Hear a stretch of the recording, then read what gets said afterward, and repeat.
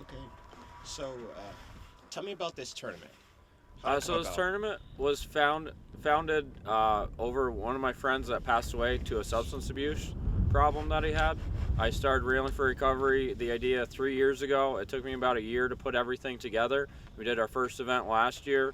All the money that's generated goes to the Champlain Valley Family Center, which focuses on at-risk youth that are struggling with addiction and other life problems. Okay, so as a fisherman, how long have you been fishing for? So I started summer fishing as a kid. Throughout college, I had a couple friends that invited me to go ice fishing, and I finally took one of my friends up on the offer and haven't looked back, to say the least. I've always enjoyed fishing. It's always kind of taken me away from all the life problems, so I can remember fishing as early as 6 or 7 years old.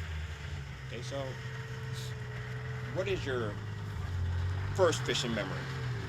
Um, the first fishing memory that I could really recall is I had a neighbor next door at my camp, and we'd always sit at the end of the dock, and he'd throw his line out, I'd throw my line out. He was kind of like a grumpy old man. I was no bigger than 6 or 7, and I, I remember one day I caught a bigger fish than him, and he was swearing left and right as he kind of walked back to his camp, and as he quit for the day. All right.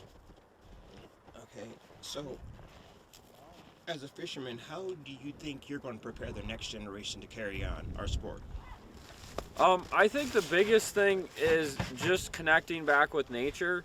With in an age of electronics, when you're out here on the ice, yeah, you can have the fanciest flasher, this, that, and the other thing to find the fish, but it's really just getting the kids away from a TV, getting the kids away from all basically back into nature. That's something that I think generations are losing, and I think that's an important part of fishing is just reconnecting with some of the things that people have been doing forever. I remember one thing that really was memorable to me is I found a picture of my grandfather ice fishing in the 1950s, and that really motivated me to want to go out and ice fish more.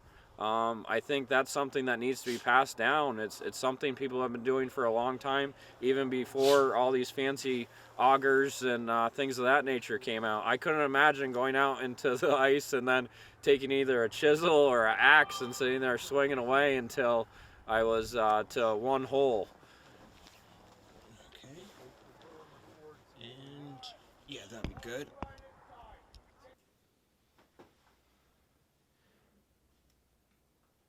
What is your name and how long have you been fishing? My name is Keith Blair Jr., and I've been fishing for about as long as I can remember. Yeah. Who was the person that introduced you to the sport? My father, the senior, yeah, he always been a fanatic about fishing, hunting, trapping, all of that. How would you describe your involvement in the sport? Would you say you're like very passionate about it, or you're just kind of like a I'd say it's a fun hobby, and just a nice way to get outside and get active. Wouldn't say I'm too involved with it, but I definitely love going out there and getting on the ice or just casting out on the lake. okay? So how many fishing techniques do you do? You know, like do you do fly fishing? Do you do just regular bank fishing, ice fishing? Um, well, yeah, obviously ice fishing, bank fishing. Getting out in like a canoe or something, definitely. Uh, a little bit of fly fishing. I've done it like once or twice. Bait caster, spin cast, stuff like that.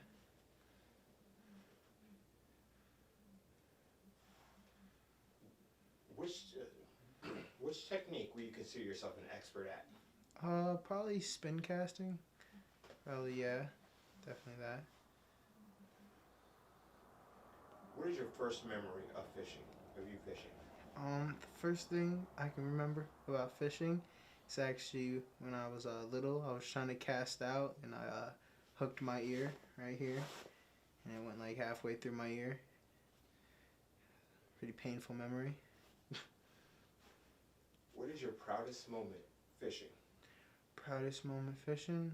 I think the biggest fish I ever caught was at this place called Vicious Ferry, and I just barely got onto the lake. I can't even remember what it was. I think it was like a walleye or something.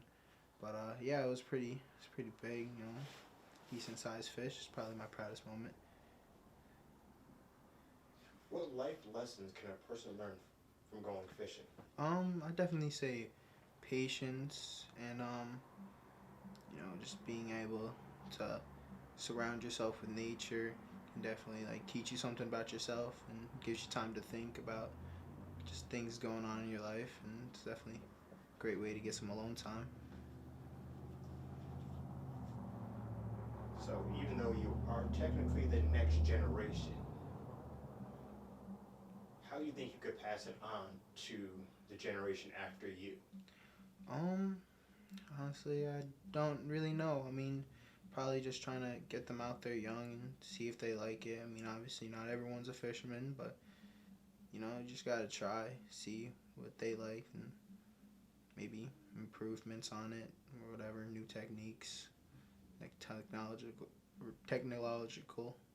advancements and just stuff like that.